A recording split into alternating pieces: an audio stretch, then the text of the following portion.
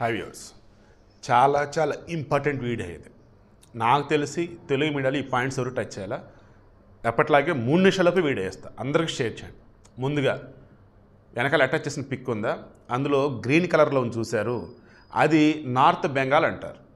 ఈ డార్జిలింగు, కూచ్ బీహారు, మాల్దా, ఇంకా 2-3 ఉన్నాయి జిల్లాలు. చికెన్ నెక్ అంటారు చూసారు, అది కూడా ఇందులో ఒక పార్ట్.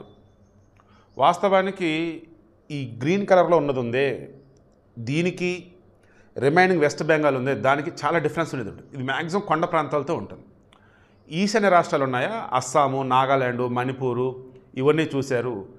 అవన్నీ కూడా త్రిపుర, అరుణాచల్ ప్రదేశ్, సిక్కిం, లైక్ ఇవన్నీ కూడా ఈశాన్య రాష్ట్రం అంటారు చూసారా.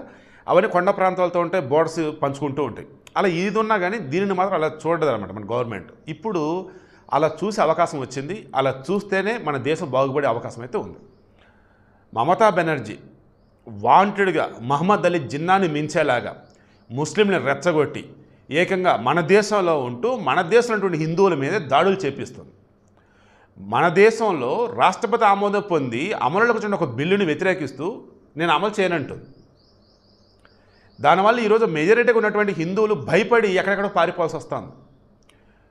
ఎక్కడైతే మణిపూర్లో 2 తెగల మధ్య ఉన్నటువంటి వివాదాలని, గొడవని, క్రైస్తవుల మీద దాడులు అంటే హడావుడి చేసినటువంటి పాస్టర్లు ఉన్నారో, దొంగ పాస్టర్లు ఉన్నారో, ఎరా ఎటు వెళ్ళిపోయారా మీరంతా, ఇప్పుడు నోరు తెరవట్లే, షర్మిల ఏమైపోయావమ్మా నోరు తెరు, హిందువుల మీద దాడులు జరుగుతున్నాయి అక్కడ. ఏంది ఇది భారతదేశంలో ఏంటి, హిందువుల మీద దాడులు ఏంటి? జమ్మూ కాశ్మీర్లో ఒకనాడు దాడులు జరిగాయంటే ఏంట్రా అంటే అక్కడ ముస్లింల జనాభా పెరిగింది, కాశ్మీర్ పన్నీటిలో ఊచకొత కోయటం లేదా వాళ్ళని అక్కడి నుంచి పంపించేయటం. పశ్చిమ బెంగాల్ కూడా రాను రోజులు ఇదే జరిగిద్ది ఇప్పుడు కనుక రాష్ట్రపతి పాలన విధించకపోతే.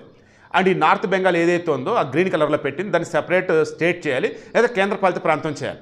ఇమీడియట్గా పశ్చిమ బెంగాల్ రాష్ట్రపతి పాలన విధించాలి. రాష్ట్రపతి పాలన విధించి వచ్చే సంవత్సరం ఎన్నికలు ఉన్నాయి కాబట్టి ఆ ఎన్నికల వరకు ఇలాగ నడిపించండి రాష్ట్రపతి పాలనతో. అప్పుడేమైంది, బంగ్లాదేశ్ బోర్డర్ పంచుకున్నటువంటి ముర్షిదాబాద్ మరికొన్ని జిల్లాలు ఉన్నాయో అక్కడ గొడవలు లేకుండా ఆపొచ్చు.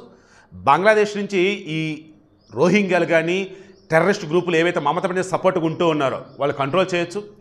ఆల్రెడీ ఇంటెలిజెన్స్ దగ్గర నిఘా ఉంది అక్కడ ఏం జరుగుతుంది ఏంటి అని చెప్పేసి. ఇటువంటి మూమెంట్లో ఇంకా తాత్సారం చేయొద్దు. రాష్ట్రపతి పాలన ఎనీ టైం విధిస్తారు. అండ్ ఇది సరైనటువంటి అవకాశం. కొండ ప్రాంతాలటువంటి ఈ డార్జిలింగ్, కూచ్ బీహారు, మాల్దా ఈ ప్రాంతాలకు సంబంధించేసి సెపరేట్ స్టేట్ అనేది అలాట్ చేయడం కావచ్చు, లేదన్నప్పుడు కేంద్రపాలిత ప్రాంతం చేయటం కావచ్చు. ఇది సరైన సమయం. అప్పుడు రిమైనింగ్ దాన్ని కంట్రోల్ చేయవచ్చు. సో వీడియో క్లోజ్ చేస్తున్నాం. మమతా బెనర్జీ లాంటి దుర్మార్గాలు, నీచురాలు, అసలు దేశ వ్యతిరేకి, ఎలా చెప్పాలంటే ఇక ఎన్ని చెప్పినా తక్కువే.